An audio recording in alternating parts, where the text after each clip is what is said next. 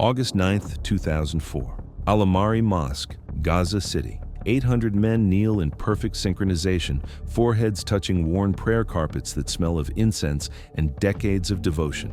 The midday call to prayer echoes off concrete walls as voices merge into ancient Arabic verses. Sunlight streams through cracked windows, casting geometric shadows across rows of worshippers dressed in white robes and simple clothing. To any observer, this appears as it has for centuries, the sacred rhythm of Islamic prayer, unchanged and unchanging. But among these faithful men kneels someone whose death warrant was signed 3 floors beneath the Israeli Prime Minister's office. In 90 seconds, he will collapse without a sound. No gunshots will shatter the holy silence. No explosions will mar the sanctuary walls. Just a man falling forward during prayer, appearing to suffer the kind of sudden medical emergency that claims lives in mosques, offices, and homes across the world every day.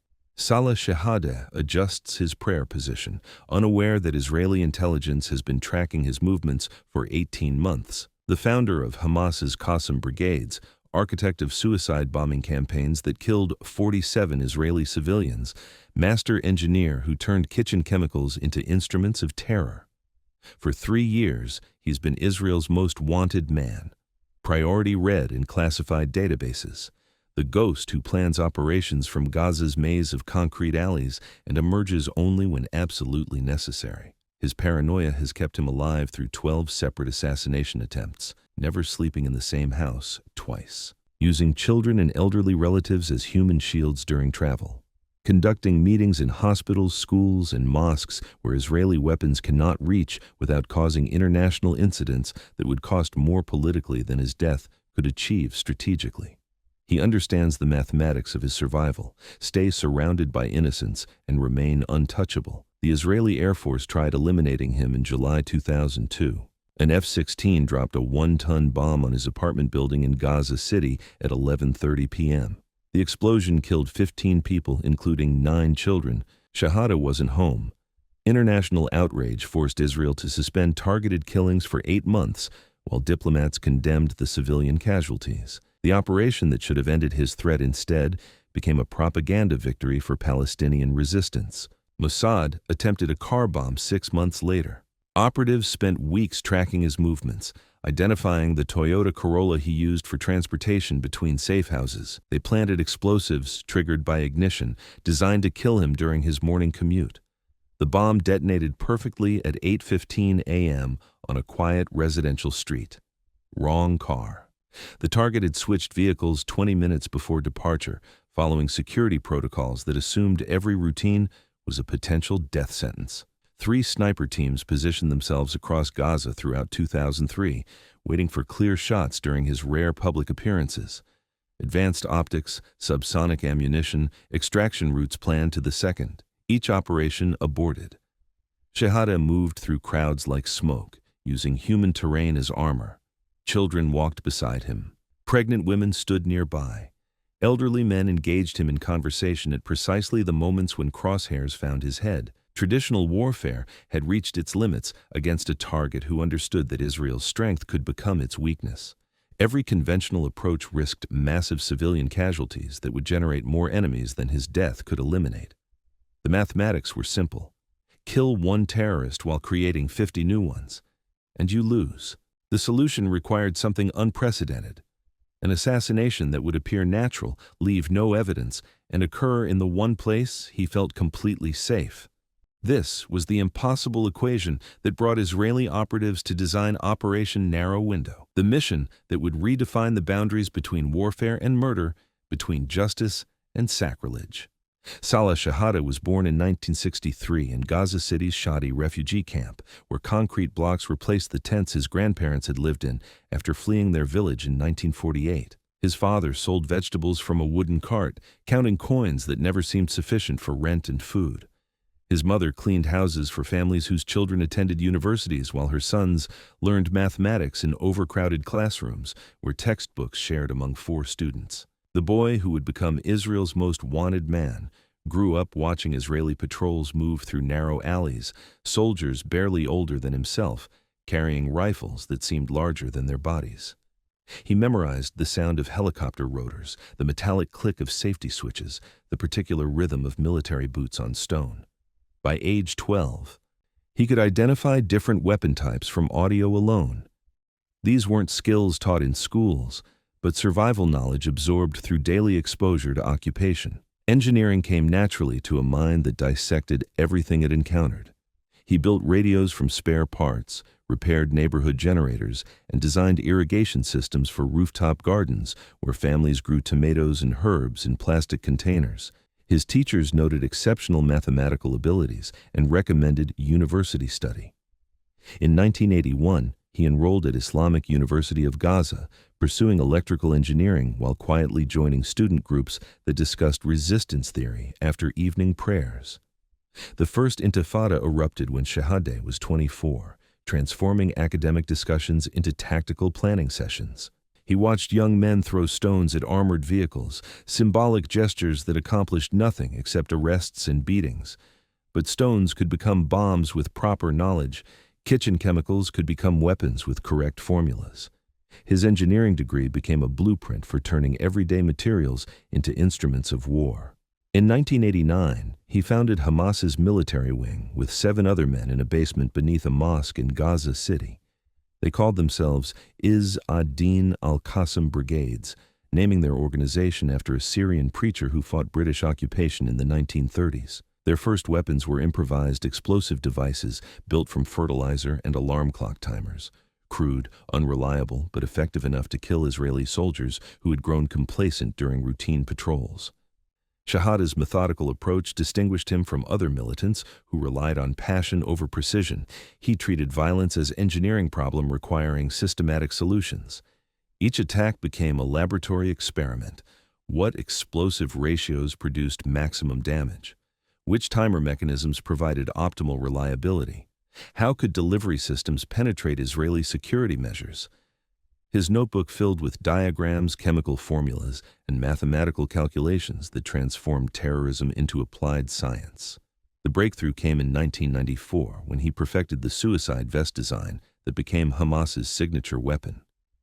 Previous attempts had been bulky, obvious, and frequently malfunctioned at critical moments. Shahadeh's version was compact, concealed beneath normal clothing, and equipped with redundant detonation systems that guaranteed explosion even if primary triggers failed.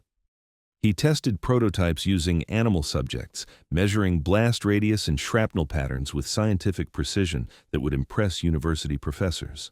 The Dolphinarium disco bombing on June 1, 2001, demonstrated his tactical evolution.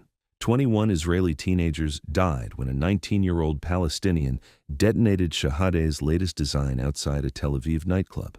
The vest contained 20 kilograms of explosives mixed with metal fragments that turned young bodies into unrecognizable pieces. Israeli emergency responders would later describe the scene as the worst they had encountered in decades of terrorist attacks. For Israeli intelligence, the Dolphinarium marked a turning point. Shahadeh had evolved beyond bomb maker into strategic commander whose innovations killed more efficiently than conventional military operations. His designs spread throughout Palestinian territories, used by multiple organizations that viewed him as irreplaceable technical resource. Eliminating him became national priority that justified extraordinary measures. The problem was reaching someone who understood that survival required absolute paranoia. Shahadeh never slept in the same location twice. He traveled with human shields. He avoided electronic communications that Israeli signals intelligence could intercept. Most importantly, he used religious sites as operational bases, knowing Israel would not strike mosques and schools where innocent casualties would generate international condemnation. This calculated use of sacred spaces as military shields forced Mossad to consider unprecedented options that challenged every operational principle they had developed over 50 years of covert warfare. The operative chosen for Operation Narrow Window was born Omar Khalil in Haifa, 1969, to a Palestinian father and Jewish mother whose marriage had survived 2 wars and countless family arguments about loyalty and identity. He spoke Arabic like someone raised in refugee camps and Hebrew like someone educated in Israeli schools. This cultural contradiction made him perfect for work that required crossing boundaries others couldn't navigate. Mossad recruited him during university studies in 1991, identifying psychological traits that intelligence agencies prize above all others: complete emotional control under pressure, ability to maintain false identities for extended periods without mental breakdown. Most importantly, capacity for moral compartmentalization that allowed execution of necessary missions without subsequent psychological trauma that destroyed other operatives. His file listed 17 successful infiltration missions across Palestinian territories over 12 years. Each operation had required months of identity construction, learning new dialects, memorizing family histories that would satisfy suspicious interrogation. He had posed as merchants, teachers, construction workers, and medical students, each persona supported by forged documents so sophisticated they passed examination by experts trained to detect falsification. For the Shahideh mission, he would become Yusuf al-Najjar, a textile merchant from Nablus recently widowed and seeking spiritual guidance through increased religious devotion. The cover story explained his unfamiliar presence in Gaza mosques while providing emotional foundation for behavioral changes that marked deep grief. Widowers often became more religious, they prayed longer, attended services more frequently, and spoke less during social interactions. The identity required physical transformation that began 8 weeks before infiltration. He grew a full beard according to Islamic tradition, memorized 300 Quranic verses that devout Muslims recited during prayer, and practiced Gaza dialect until his accent matched recordings of local merchants. He studied Islamic law, learned proper mosque etiquette, and conditioned himself to pray 5 times daily with genuine reverence that couldn't be faked under scrutiny. Document forgery consumed 6 weeks of preparation by specialists who understood that Palestinian Authority identification papers contained security features designed to prevent exactly this type of operation. They created business licenses, mosque donation records, and rental agreements that would satisfy investigation by Hamas security personnel trained to identify Israeli infiltrators through inconsistent paperwork. The weapon represented 18 months of development by technical specialists who understood that conventional assassination tools would be useless inside a crowded mosque during prayer time. Guns created noise and panic. Knives left obvious wounds. Explosives killed indiscriminately. What they needed was something that could deliver fatal poison without detection while appearing completely innocent to observers and security personnel. The solution was a prayer bead bracelet containing a single microneedle loaded with custom tetrodotoxin derivative that caused cardiac and respiratory failure within 3 minutes. The needle was spring-loaded, activated by pressure, and designed to penetrate clothing while leaving a puncture wound smaller than a mosquito bite. After injection, the needle retracted automatically, making the device appear like ordinary religious jewelry that thousands of Muslims wore during prayer. The toxin was engineered to degrade rapidly in human tissue, becoming undetectable through normal autopsy procedures within 6 hours of death. Even sophisticated forensic analysis would struggle to identify the specific compound, and the microscopic injection site could be easily overlooked by medical examiners expecting natural causes rather than assassination by exotic poison. On June 15, 2004, Yusuf crossed into Gaza through Erez checkpoint using merchant credentials that identified him as someone conducting textile business with suppliers in Gaza City. He carried samples of fabric, price lists, and contact information for legitimate companies that would confirm his commercial purpose if questioned by border guards or Palestinian Authority officials. He rented a small room near Al-Amari Mosque and began the careful process of establishing religious credibility that would allow him to approach Shahada during prayer without attracting suspicion from Hamas security personnel who watched for exactly this type of infiltration operation. August 9, 2004, 6 a.m. Yusuf performed morning ablutions in the small wash basin of his rented room, cold water shocking his skin awake as he prepared for the most dangerous day of his career.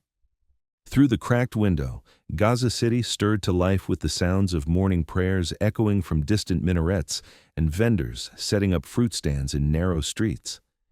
He had spent 23 days establishing his identity as a devout merchant, seeking spiritual guidance after his wife's fictional death.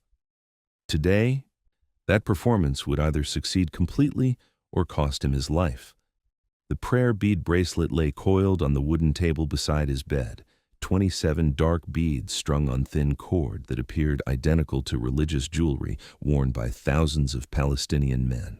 Only Yusuf knew that the 15th bead contained a spring-loaded needle thinner than human hair, loaded with enough tetrodotoxin to stop a man's heart within minutes. He wrapped the beads around his right wrist, feeling the slight weight of the modified bead against his pulse point. Weather conditions were perfect for the operation. Clear skies meant normal attendance at Friday prayers. Temperature of 89 degrees ensured worshippers would wear light clothing that wouldn't impede needle penetration.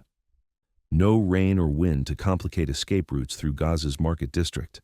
Intelligence confirmed that Shahada planned to attend Zuhr prayer at Al-Amari Mosque, following his monthly ritual of praying at the site where his father was buried 20 years earlier. At noon, Yusuf walked the familiar route to the mosque, passing through security checkpoints manned by Hamas personnel who nodded respectfully at the quiet merchant who had become a regular presence over 3 weeks. His cover identity was now so established that guards sometimes asked about his textile business or offered condolences for his wife's death. The emotional weight of maintaining false grief had become second nature, allowing him to project appropriate sadness while concealing the lethal purpose beneath his religious facade. Inside the mosque's courtyard, he performed ritual washing alongside other worshippers, cleansing hands, feet, and face in preparation for prayer. The familiar motions calmed his nervous system while he scanned faces for Shahada's arrival. Hamas security operated discreetly, 3 men positioned near entrances who watched congregation members without appearing obvious.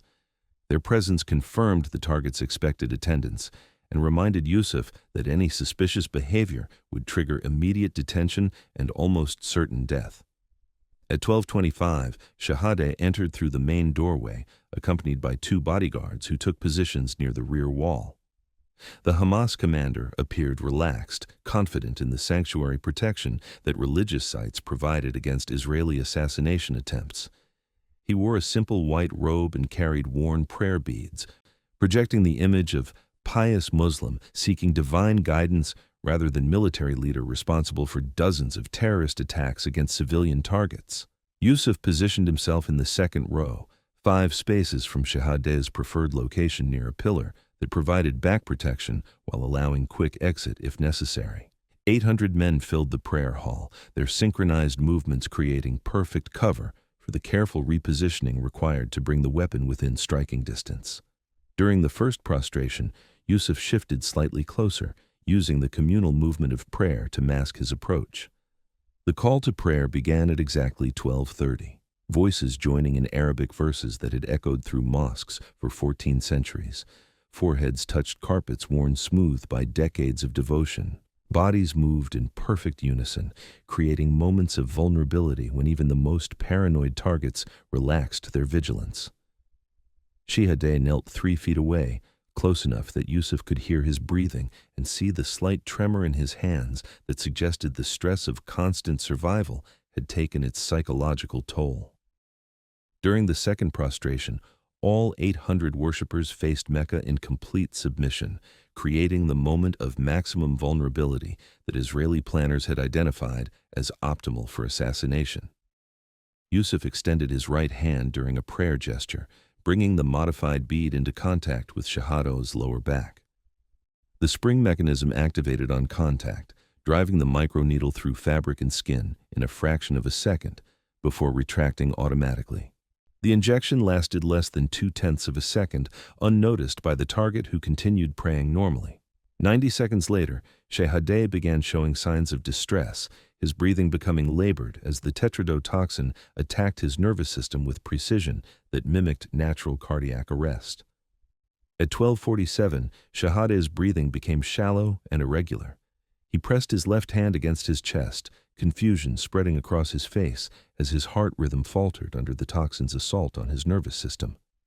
The 800 worshippers around him continued their synchronized prayers, unaware that death was claiming someone among their ranks through invisible chemical warfare that left no trace of violence. Shahada attempted to continue praying, But his body betrayed him as tetrodotoxin blocked sodium channels in his nerve membranes, preventing electrical signals from reaching his heart and lungs.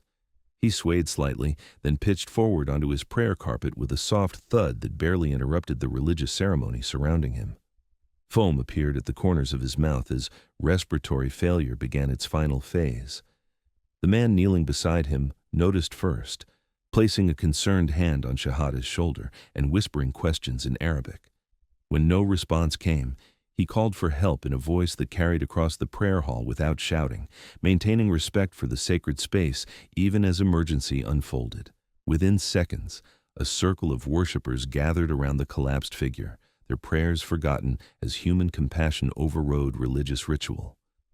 Yusuf maintained his position in the crowd, showing appropriate concern while carefully avoiding any action that might attract attention from Hamas security personnel who were rushing toward the disturbance. He watched medically trained congregants attempt to revive Shahadeh, using techniques that were useless against exotic poisoning, their efforts doomed by the precision of Israeli chemical warfare. Panic spread through the mosque as word traveled that someone had collapsed during prayer. The imam suspended religious services and called for anyone with medical training to assist the stricken worshipper. 3 doctors from the congregation knelt beside Shahadeh, checking his pulse and breathing while searching for obvious causes of his sudden medical emergency. They found no wounds, no signs of violence, nothing that suggested anything other than natural cardiac arrest. At 12:52, the imam pronounced Shahadeh dead, leading the congregation in prayers for his soul, while Hamas security began the process of securing the scene. Their training emphasized preventing Israeli surveillance rather than investigating deaths that appeared natural, so they focused on controlling access to the mosque rather than preserving evidence of potential assassination.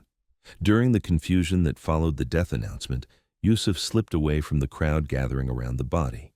He moved toward the ablution area where dozens of men were performing ritual washing, using their activity as cover while he discreetly removed the prayer bead bracelet and dropped it into a drainage grate where it would be washed into Gaza's sewage system within hours. He exited through a side door that led to the mosque's courtyard, walking at the measured pace of someone departing after completing religious obligations rather than fleeing a crime scene. Hamas guards were focused on the internal emergency and paid little attention to departing worshippers who showed no signs of suspicious behavior. The predetermined escape route led through Gaza City's central market, where hundreds of vendors sold vegetables, clothing, and household goods in narrow alleys that provided natural concealment from overhead surveillance. Yusuf moved through the crowd like any other customer, stopping occasionally to examine merchandise while ensuring he wasn't being followed by Hamas personnel who might have identified him as a potential suspect. 20 minutes after Shahadeh's death, he reached the abandoned textile warehouse that served as his emergency safe house. Inside, a change of clothing and false identification papers waited in a hidden compartment behind stacked fabric bolts. He transformed from Yusuf al-Najjar, the grieving merchant, into Ahmad Mansour, the injured construction worker who required immediate medical evacuation to Israeli hospitals. The extraction plan exploited Palestinian Authority protocols that allowed critically injured workers to receive treatment in Israeli medical facilities when Gaza's hospitals lacked proper equipment. An ambulance with legitimate Palestinian medical personnel would transport him to Erez Crossing, where Israeli medical team would take custody of their supposed patient and complete his evacuation to safety. Back at Al-Omari Mosque, Hamas officials were beginning to suspect that Shahadeh's death might not have been natural. The timing seemed suspicious, occurring during his rare public appearance at a location where Israeli agents could theoretically operate. They ordered the mosque sealed and began interrogating worshippers about suspicious individuals or unusual behavior they might have observed during prayer services. Within 6 hours, preliminary autopsy results revealed microscopic puncture wound on Shahadeh's lower back and traces of unknown chemical compounds in his bloodstream. Hamas leadership realized they had witnessed something unprecedented in the history of Palestinian resistance. An Israeli assassination inside Islam's most sacred space during prayer without anyone detecting the attack until forensic examination revealed its sophisticated execution. The psychological impact was immediate and devastating. If Israeli operatives could kill Hamas commanders inside crowded mosques during prayer time, then nowhere was truly safe.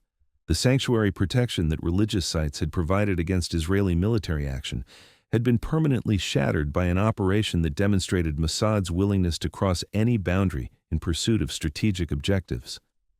By sunset on August 9th, Yusuf was undergoing debriefing at a Mossad facility outside Tel Aviv, while Hamas security forces were conducting house-to-house searches throughout Gaza City, looking for the ghost who had accomplished the impossible and vanished without leaving any trail they could follow.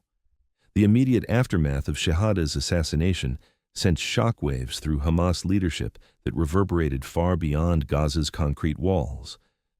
Within 72 hours, the Qassam brigades faced their worst organizational crisis since formation, as commanders realized their most protected sanctuaries had been penetrated by Israeli intelligence with surgical precision that left them questioning every aspect of their security protocols.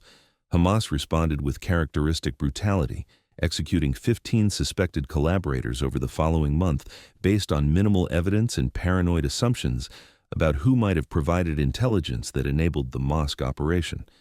The purges destroyed networks that had taken years to establish, as fear replaced trust among operatives who now viewed every colleague as a potential Israeli agent capable of delivering death through handshakes or casual contact. Mosque security throughout Palestinian territories transformed overnight, with metal detectors installed at entrances and armed guards screening worshippers for weapons or suspicious devices. The sacred space that had provided psychological sanctuary for generations of Palestinians became another checkpoint, where religious devotion mixed with security theater that reminded everyone of their vulnerability to enemies who could kill during prayer. For Mossad, Operation Narrow Window represented a tactical masterpiece that expanded the boundaries of assassination warfare while maintaining complete deniability. Israeli officials never confirmed or denied involvement, allowing international speculation to enhance the psychological impact while avoiding diplomatic consequences that direct acknowledgement would have triggered. The message was clear without being spoken. No location, no matter how sacred, provided absolute protection from Israeli reach. The operational methodology became a classified case study within intelligence agencies worldwide, demonstrating how religious and cultural knowledge could be weaponized to access targets previously considered untouchable. The prayer bead delivery system inspired development programs in multiple countries, seeking similar capabilities for eliminating enemies in crowded public spaces without creating obvious evidence of state-sponsored murder. Yusuf received commendation and promotion within Mossad hierarchy, his success earning assignment to even more sensitive operations, requiring deep cover infiltration of hostile territories. Psychological evaluation revealed minimal trauma from the mosque assassination, confirming his suitability for future missions that demanded moral compartmentalization between religious respect and operational necessity. Yet, the operation's psychological cost became apparent months later when Yusuf quietly stopped attending synagogue services, unable to reconcile his private faith with professional actions that had violated sacred space for military objectives. The perfect operative discovered that some boundaries, once crossed, changed the person who crossed them in ways that no amount of training could prevent or repair. 3 months after Shahada's death, Hamas concluded their investigation without identifying the assassin or understanding how Israeli operatives had penetrated mosque security during prayer time. The case file remained open, periodically reviewed by investigators who found no leads, no witnesses, and no physical evidence beyond microscopic traces that proved assassination had occurred without explaining its methodology. The broader implications extended far beyond a single death or even Palestinian resistance capabilities. Religious leaders across the Islamic world condemned the operation as unprecedented violation of sacred sanctuary, while intelligence professionals privately studied its execution for lessons applicable to their own operational requirements. The precedent established that modern states possessed both capability and willingness to conduct assassinations anywhere, using any method, when strategic objectives justified crossing traditional moral boundaries. Shahade's replacement, appointed after 6 months of organizational chaos, implemented security protocols based on the assumption that Israeli agents could be anywhere, using any identity, carrying weapons that appeared innocent until deployed. This paranoia crippled Hamas' effectiveness while demonstrating how successful assassination could achieve strategic disruption, far exceeding the tactical value of eliminating a single individual. The prayer beads that killed Shahadeh became a symbol recognized throughout intelligence circles as representing the evolution of assassination warfare into realms that challenged every assumption about sanctuary, safety, and the limits of state power. In training facilities across multiple continents, operatives studied the Gaza Mosque operation as proof that technology, patience, and cultural knowledge could overcome any defensive measure when applied by professionals willing to violate any taboo.